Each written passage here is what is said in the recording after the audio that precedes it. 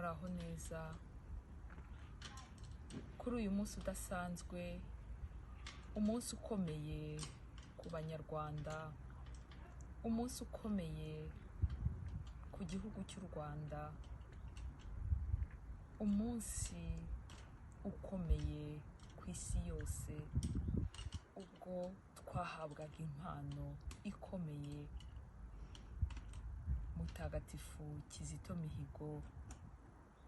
Umunsi yavutseho byari ibyishimo,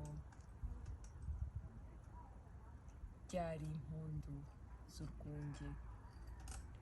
Kuri uyu munsi ntabwo mutagatifu akiriho, Kizito Mihigo ntabwo akiriho, ntabwo akiri kuri ubu buzima bwo kuri iyi si, ahubwo yimuriwe mu bundi buzima, ubuzima buzira kuzima. Hari indirimbo rero nifuje gutangaza kuri uyu munsi twibukaho isabukuru ye y'amavuko, ariyo Kizito Mihigo, intwari y'u Rwanda. Nifuje kugaragaza amarangamutima yanjye mu ndirimbo. Murakoze, mugire ibihe byiza.